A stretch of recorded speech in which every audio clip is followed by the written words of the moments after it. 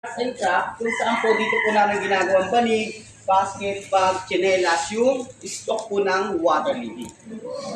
Ito pong water lily, pagkakapos po sa ilog, ay pinapatuyo po namin siya ng 3 to 4 days.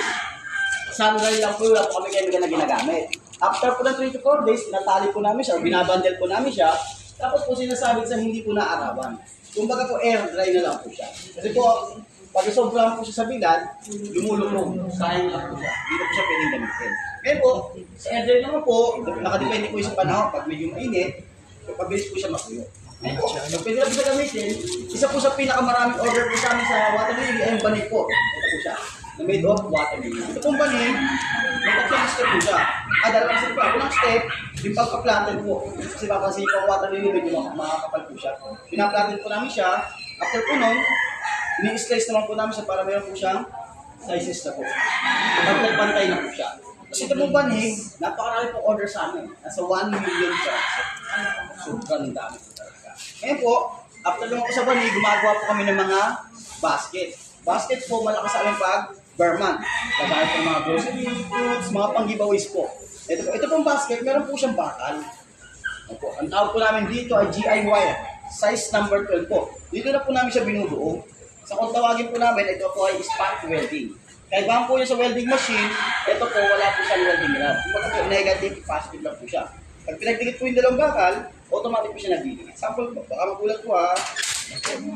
Pinagdikit na po siya kagad. Pinagdikit po. Ayan po siya. Pinagdikit po siya kagad. Ito naman po, safety naman po siya, wala po siyang ground kahit negative, positive po siya. At lagi ko po yung daliri ko, kapit kumitay, para sabay-sabay na. Wala po siyang ground, wala po siyang ground. Wala po. Pero pag po yan, automatic po siya nag-expire. Opo. Safety naman po siya gamitin po. Gusto mo mag-try, wala po siya. Wala po siyang ground. Ngayon po, pag nabastik ang gandong binabalot po siya ng water lily.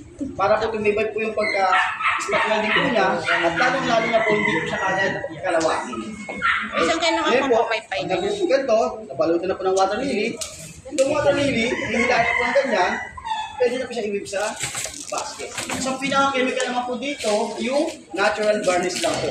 Kasi po, ang water lily, galing sa tubig, konting moist lang po yan, pag wala po siyang varnish, aamagin po siya, mag-moist po siya. Ito pong water lily, meron na rin po siyang water lily festival.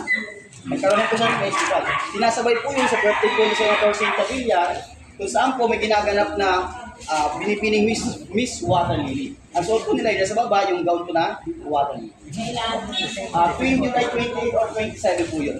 Sa birthday, sinasabay po sa birthday ni Senator Santa Villa.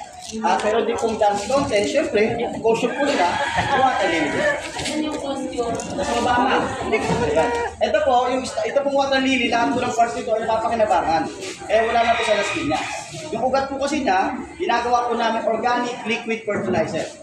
Yung stock, ito na po, banig, bag, tsinelas. At yung dahon naman po niya, ginagawa po namin papel. Kaya po lahat, napapakinabangan po. Kung sa lugar po ninyo, sa Quezon, merong water lily, pwede po mag-request na training. Yung po ay libre. Wala pong babayaran. Bibigyan po kayo ng senator ng 50 pieces na frame at saka isa po pang platin. Tapos pupunta po ako sa lugar ninyo para magturo ng banig at basket.